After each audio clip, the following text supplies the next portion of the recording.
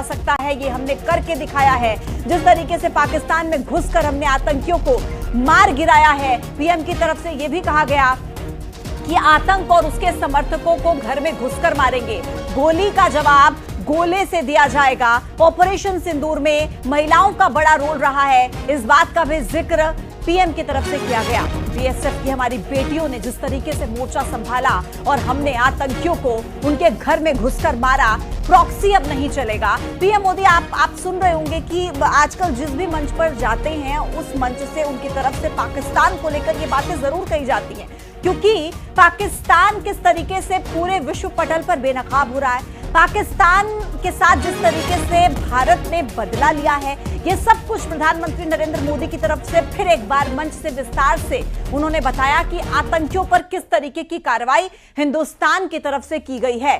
10 बड़ी बातें। सिंदूर भारत के शौर्य का प्रतीक है, आतंकियों ने संस्कृति पर भी हमला किया। इसके अलावा पीएम ने कहा कि आतंकियों को चुनौती उनके लिए काल बनी, उनकी जो खुद की चुनौती है वो उन्हीं के लिए काल बनी है और घुसकर आतंकियों को हमने मिट्टी में मिलाया है। ये सब बातों का जिक्र पीएम मोदी की तरफ से किया गया। हमारी साथियों, भारत संस्कृति और संस्कारों का देश है और सिंदूर ये हमारी परंपरा में नारी शक्ति का प्रतीक है। राम भक्ति में रंगे हनुमान जी भी सिंदूर को ही धारण किए हुए हैं। अब भारत का एक एक नागरिक कह रहा है, 140 करोड़ देशवासियों का बुलंद आवाज कह रहा है, अगर तुम गोली चलाओगे तो मान के चलो, गोली का जवाब गोले से दिया जाएगा। साथियों, पहलगाम में आतंकियों ने सिर्फ भारतीयों का खून ही नहीं बहाया, उन्होंने हमारी संस्कृति पर भी प्रहार किया है। उन्होंने हमारे समाज को बांटने की कोशिश की है और सबसे बड़ी बात, आतंकवादियों ने भारत की नारी शक्ति को चुनौती दी है। ये चुनौती आतंकवादियों और उनके आकाओं के लिए काल बन गई है, काल। ऑपरेशन सिंदूर आतंकवादियों के खिलाफ भारत के इतिहास का सबसे बड़ा और सफल ऑपरेशन है, जहां पाकिस्तान की सेना ने सोचा तक नहीं था, वहां आतंकी ठिकानों को हमारी सेना ने मिट्टी में मिला दिया। सैकड़ों किलोमीटर अंदर घुस करके मिट्टी में मिला दिया।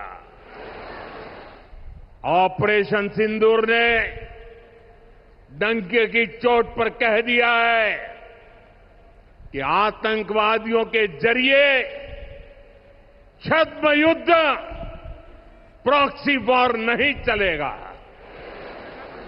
अब घर में घुसकर भी मारेंगे और जो आतंकियों की मदद करेगा उसको भी इसकी भारी कीमत चुकानी पड़ेगी।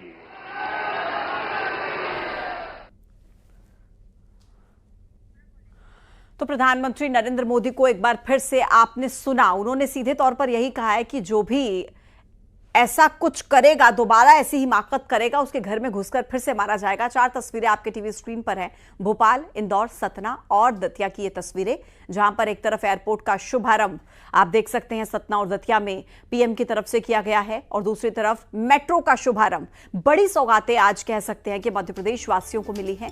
राजधानी भोपाल में जिस तरीके से जम्बूरी मैदान में प्रधानमंत्री नरेंद्र मोदी जिस सम्मेलन में शामिल हुए और वहां से जो उनकी तरफ से बातें कही गई, ये कुछ और तस्वीरें हमने आपके टीवी स्क्रीन पर रखी हैं। भोपाल की तस्वीरें हैं, ये अलग अलग तस्वीरें हैं जहां अहिल्याबाई होलकर की आज जयंती और नमन करते हुए पीएम मोदी नजर आ रहे हैं। और महासम्मेलन में जिस तरीके से बात की गई प्रधानमंत्री की तरफ से, ड्रोन दीदी से उन्होंने बात की, उनके अलावा जो स्वागत उनका हुआ, मेगा रोड शो जो पीएम की तरफ से निकाला गया और किस तरीके से हाथों में तिरंगा झंडा लिए मंच पर जय हिंद के नारे गूंजते हुए आपको सुनाई दिए हैं। तो कुल मिलाकर आज राजधानी भोपाल में अलग ही एक तस्वीर कह सकते हैं कि देखने को मिली है, जो नारी सशक्तिकरण की मिसाल एक तरफ थी और दूसरी तरफ देश के प्रधानमंत्री नरेंद्र मोदी जो नारी सशक्तिकरण का सम्मान करते हुए, उन्हें शक्ति का प्रतीक बताते हुए और कैसे ऑपरेशन सिंदूर में महिलाओं की भूमिका रही है। खासतौर पर उन्होंने बीएसएफ की महिला अफसर का जिस तरीके से जिक्र किया,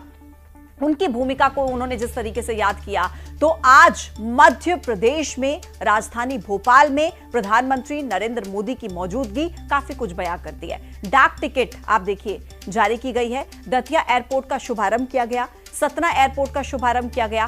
करोड़ों रुपयों की सौगात आज एमपी वासियों को मिली है।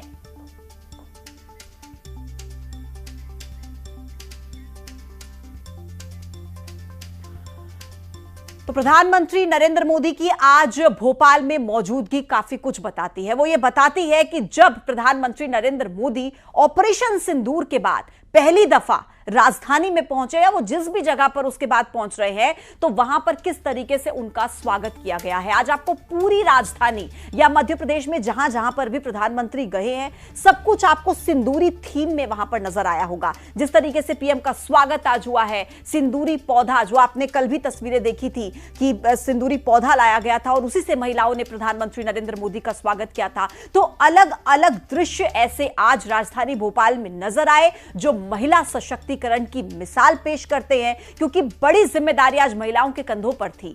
प्रधानमंत्री की सुरक्षा से लेकर इस पूरे सम्मेलन की तैयारियों तक की जिम्मेदारी महिलाओं को सौंपी गई थी। आज करोड़ों की सौगात मध्य प्रदेश के अलग अलग जिलों में मिली है, मध्य प्रदेश वासियों को मिली है, जहां एक तरफ एयरपोर्ट का शुभारंभ हुआ तो दूसरी तरफ मेट्रो का शुभारंभ हुआ। और आप मंच पर देखिए कि प्रदेश के मुखिया मोहन यादव इस दौरान हर जगह पर प्रधानमंत्री नरेंद्र मोदी के साथ नजर आए हैं। उनकी तरफ से भी जो संबोधन में अपने कहा गया है, एक बार वो भी आपको फिर से सुना देते हैं। गोंडवानी की रानी, उनका अपना अलग से 52 बार और 3 बार अकबर को धूल चटाने का काम किसी ने किया है तो गोंडवाना की रानी ने किया है। रानी अवंतीबाई, रानी दुर्गावती, अहिल्या माता, ये लंबी श्रृंखला है जो हमारे यहां पर अंग्रेजों से, मुगलों से सबसे टक्कर लेते हुए, राष्ट्र की अस्मिता के साथ समझौता नहीं करते हुए और आजादी के बाद भी राजमाता सिंधिया, जिनके कारण से हम जानते हैं कि संविध सरकार विचारों से टकराव के आधार पर अहिल्या माता के समान हमारी राजमाता जी ने भी पूरा जीवन इस भारत माता की जय के लिए, आपातकाल जैसा कष्ट का काल भी उनने जेल जाना पसंद किया, लेकिन उनने झुकना पसंद नहीं किया।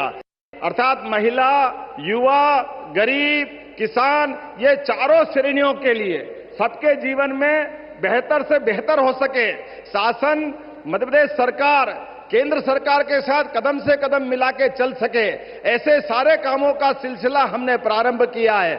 आज हमने अपनी बहनों को समर्पित ये